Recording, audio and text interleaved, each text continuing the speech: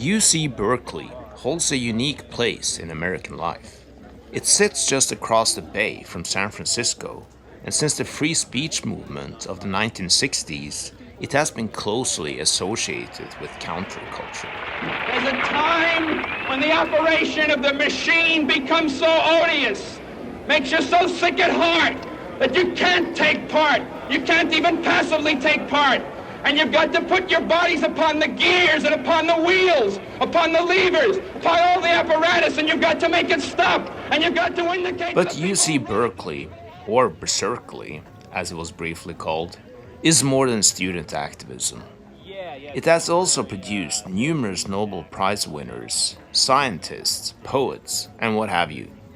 People come from near and far to study here, or simply to see the campus.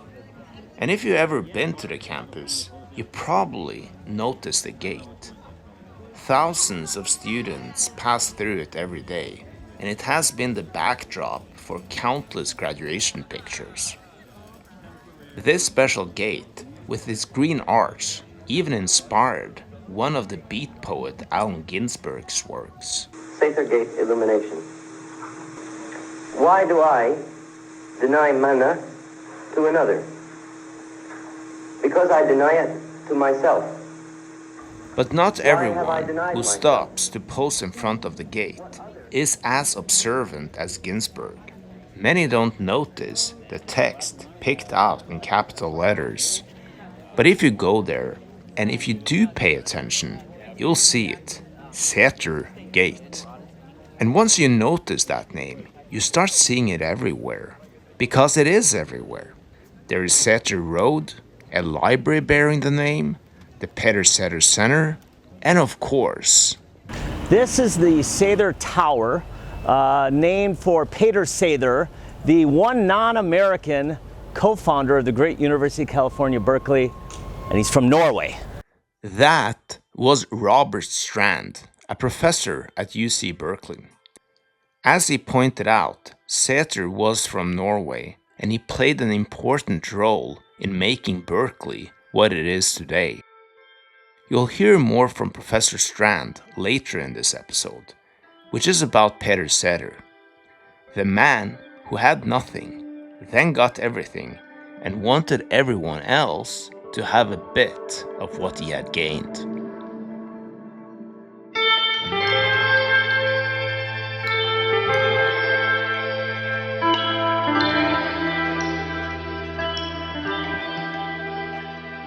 Up until quite recently, Peder Sather was a name without much of a backstory. Yes, his name was all over the Berkeley campus, but no book had been written about him. That all changed in 2011 when the Norwegian writer Karin Sveen published Mannen I Montgomery Street, which later came out in an extended English version under the title The Immigrant and the University. In this book, Karin Sveen reconstructed Sather's life from scattered records, and this episode leans heavily on her findings. Peder Sather was born in Norway in 1810. His full name was Peder Pedersen Sather, and he grew up on a farm called Nordstuen Nedre Sæter in Odalen. Odalen is a valley in what is today known as the county of Innlandet. Within the Sather family, there was an unusual emphasis on education for a rural household. The kids received private tutoring, which was rare at the time. Still, Peder wasn't dealt the best cards in life. His father died when he was 8. His mother passed away when he was 11. This narrowed his options in life. As the youngest among his siblings, he would not inherit the farm, and he had to create a life for himself. At around 15, after his confirmation, he left Odalen, and he left it permanently. For years, he had little contact with his family. What happened next is less clear. Some sources suggest he spent time in Christiania, present-day Oslo.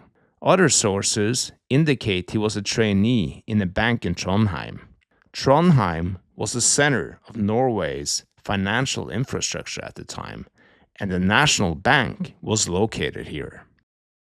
If he indeed was in banking in Norway, this must be considered a remarkably steep rise for a farmer's boy. But then, in 1832, at just 22 years old, Peder Sather left for America. Let's pause here for a second, because it is worth noting that this was long before mass Norwegian emigration to America. Cleng Persson's organized journey had taken place only 7 years earlier, and there hadn't been many others since. Immigration wasn't really a thing yet, and definitely something you wouldn't do without a really good reason. So why did he leave? His later biography suggests he had a sharp instinct for spotting opportunities. Still, there was probably more going on here. It might have been a push and a pull, something driving him away as much as something drawing him toward America. A church record from 1832 notes that the housemaid brought the child for baptism, born out of wedlock. The father's name was Peder Sather, and he was a sales clerk. Was this our Peder Sather? We can't say for sure, but other records also point in that direction, and it might explain why an ambitious young man would leave a promising banking career behind. What we do know for certain is that our Peder Sather was the sole passenger listed on the cargo ship SS Herald, which crossed the Atlantic and arrived in New York in October 1832.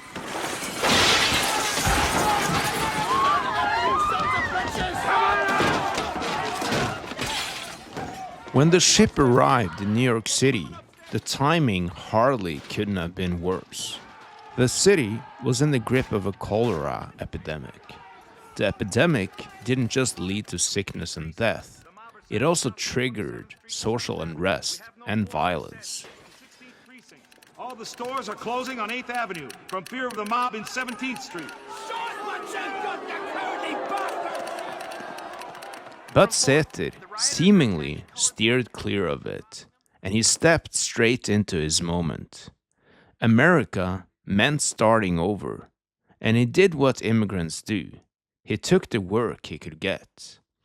Alongside selling lottery tickets, he worked as a servant in a Manhattan household. That gave him stability and sharpened his English, and it gave him access to rooms he otherwise never would have entered. And gradually, he drifted back to what he knew the best: money exchange and finance. How exactly he made the transition isn't entirely clear, but we do know that he moved through overlapping worlds that likely reinforced each other. In his first years in New York City, Sather joined the Baptist Church. For a man from a Lutheran country, that might sound surprising. But religious fluidity wasn't unusual among the early Norwegian immigrants. It may also have been practical, a way to integrate and to connect. And if that was the case, it surely worked. By 1835, he had married Sarah Thompson. She was 28 and came from a relatively prosperous family in Connecticut. Did they meet through church? Through work? Did Sather perhaps work as a server in the household she lived in? We don't know. But the marriage marked a shift. It opened doors. By the mid-1830s, he was working around Nassau Street, the commercial district near Wall Street. And let's remember that Wall Street, as well as finance in general, and banking in general, was very different back then. For one, there was no unified American banking system. Hundreds of banks issued their own paper money. A banknote wasn't always worth what it claimed. Its value depended on distance, repetition, and rumor. So exchange brokers became essential. They essentially put a price tag on trust. In that world, Sather rose. By the late 1830s, he was considered a well-established broker. And it didn't stop there. He became an agent for Francis Martin Drexel. This was crucial, as the author Karin Sveen also pointed out when she was interviewed about her book on Peder Sather back in 2014. Peder Sather met this Francis Drexel in New York. He was older than Peder Sather, was an immigrant from Austria. He had been a painter and a portrait painter and established himself to earn money for his family, trying to establish an exchange brokerage in Philadelphia. And so become one of the greatest financiers of his time.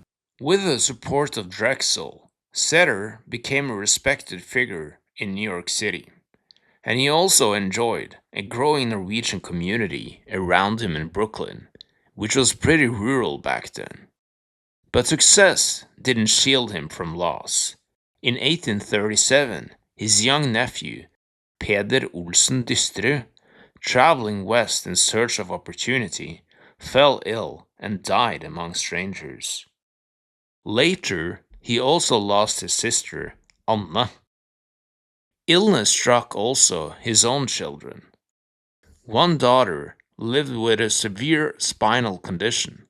Another, Mary Augusta, died very young of dysentery.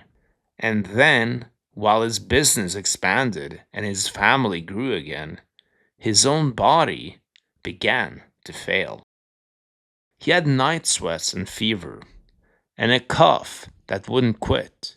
Doctors told him to find a milder climate. And then, something interesting happened out west.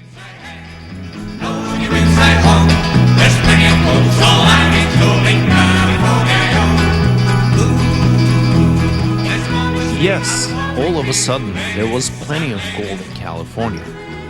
San Francisco exploded almost overnight. 49ers came from everywhere, and California caught Sather's attention too. But his eyes were not necessarily on the gold itself. Sather realized that someone had to ship the gold out, insure it, exchange currency, and extend credit. And that was where the real money was. On top of that, his doctors had advised him to go somewhere sunnier. So why not go to sunny California?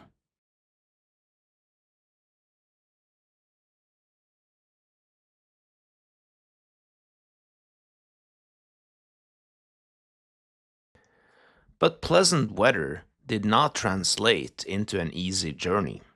This was before the Transcontinental Railroad, long before the Panama Canal was built. To reach California by sea, you had to sail all the way around Cape Horn, the southern tip of South America.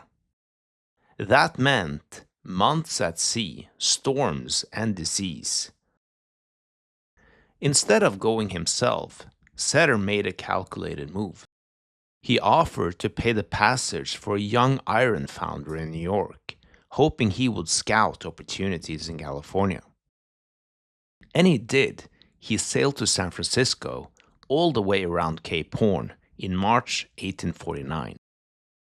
The letters he sent back were pretty grim. Mining camps were plagued by hunger, disease, and chaos. And yet, despite the hardship, and despite Sather's own fragile health, plans were already forming. Sather and his partner, Edward Church, intended to establish a banking house in San Francisco, and investment from the powerful banker Francis Martin Drexel made the venture possible.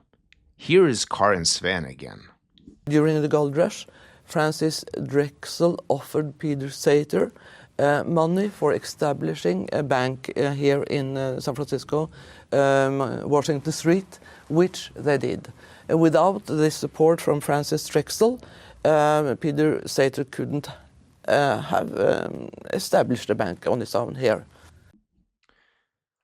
In 1851, Sather finally set out for California himself. He chose the new route across Central America. He crossed rivers, endured jungle heat, and survived a fire aboard one of the vessels. In San Francisco, he and Edward Church opened Drexel, Sather and Church, bankers.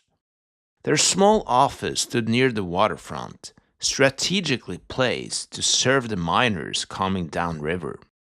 Opportunity was everywhere, but so was risk. It was the Wild West at its wildest. Crime, corruption, and vigilante justice were part of daily life, and fires were super common. Yet, for those who kept their footing, the gains were real. In the early 1850s, San Francisco's financial world moved fast. There was little regulation, and banks ran on trust and nerve. Banks were private ventures, and success depended less on size than on networks.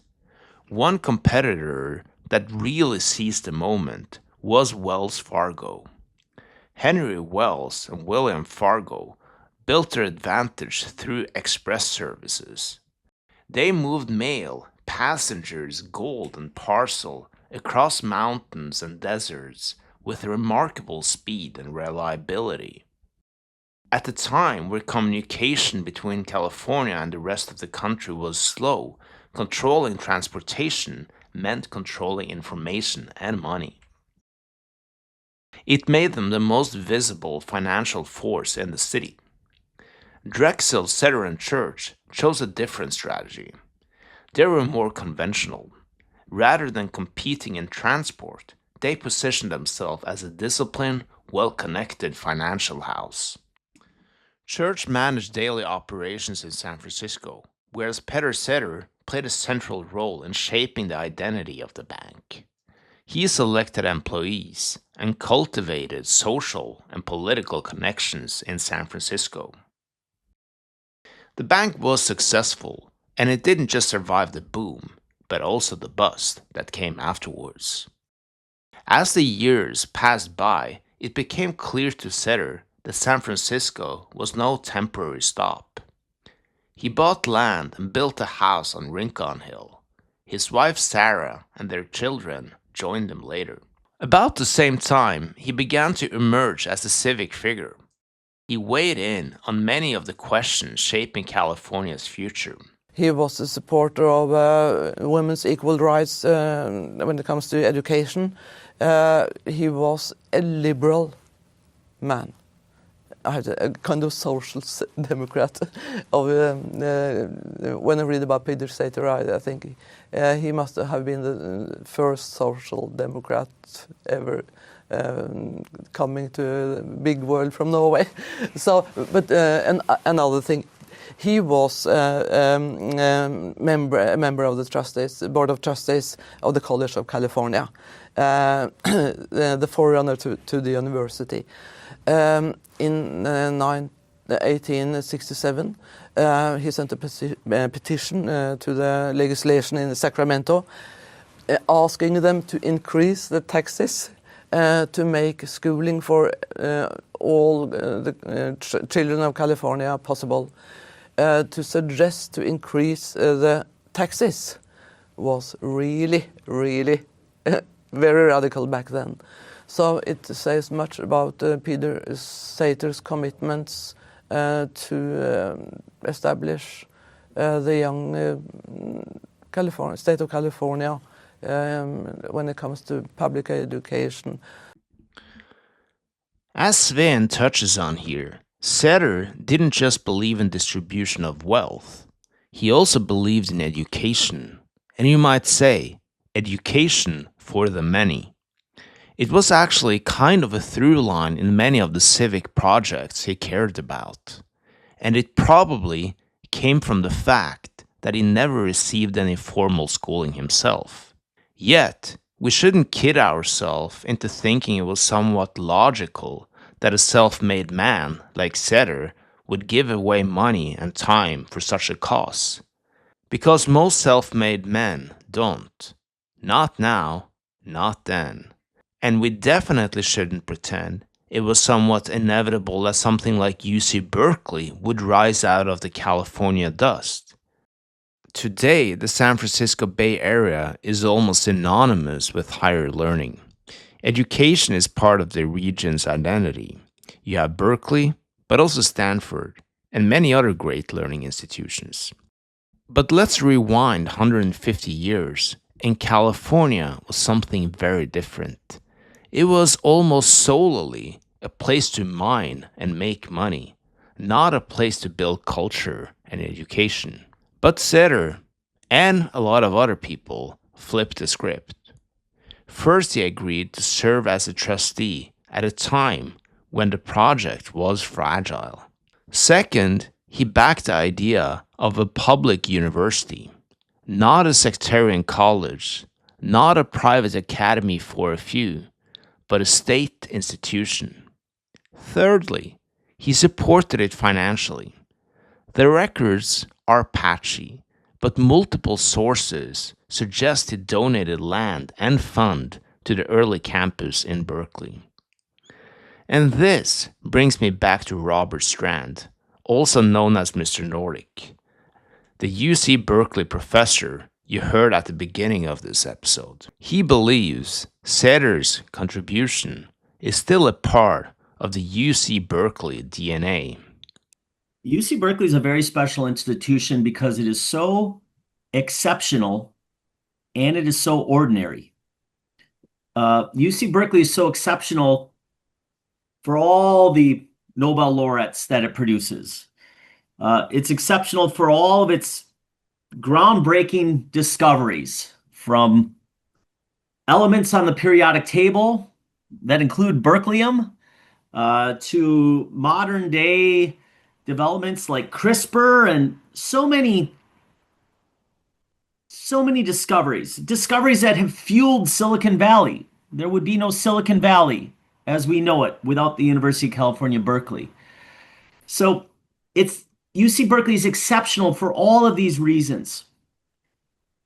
But it's really the ordinary that I find the most exceptional. And the ordinary is that UC Berkeley provides opportunities for more first-generation university students, for more community college transfers than all of the Ivy League schools combined.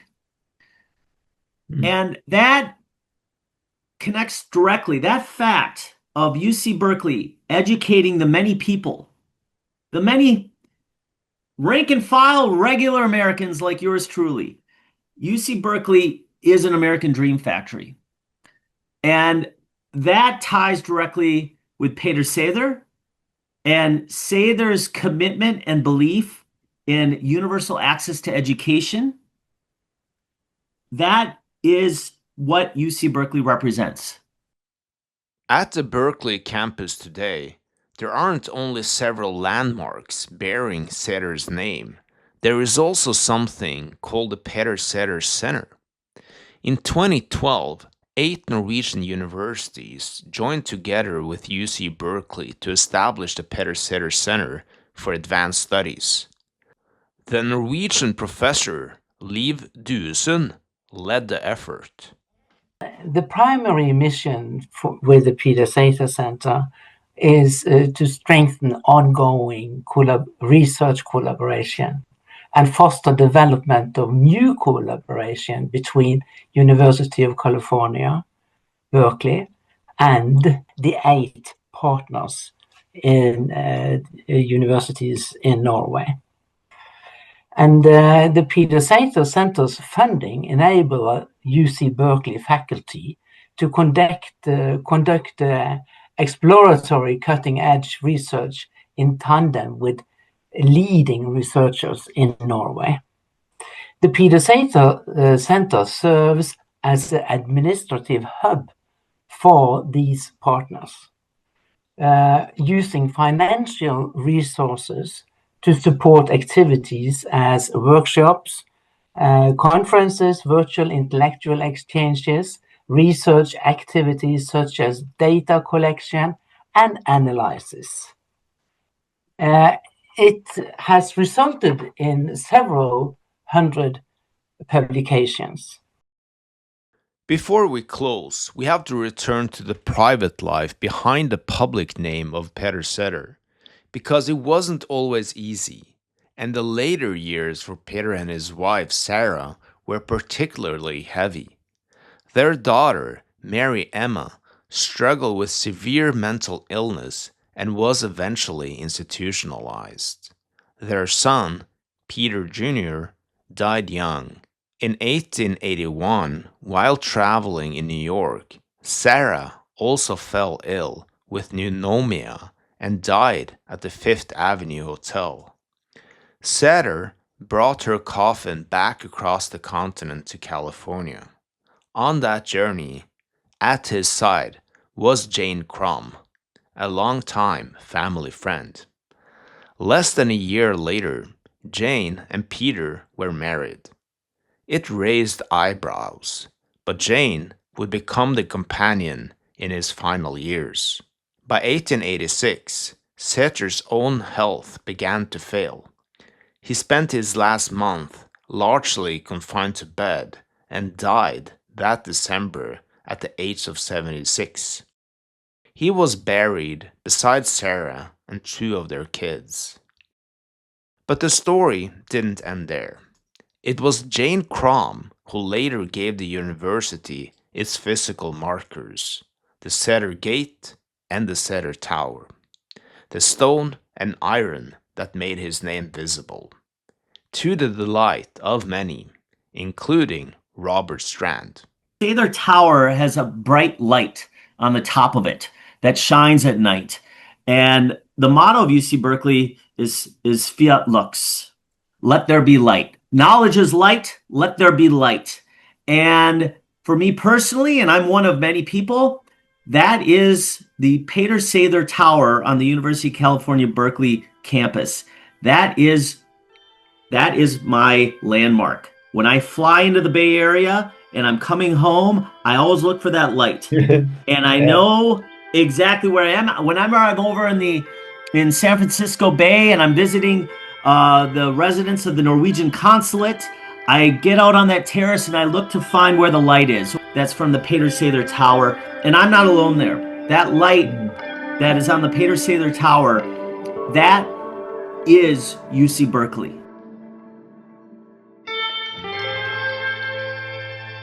My name is Frederick Kalstveit, and this podcast was made in conjunction with Vesterheim and with the support of Norway House Foundation in San Francisco. The music you hear in the background was made by Jan Skoglund. Also a special thanks to Bayarhu Narmandak, who helped me with audio for this episode.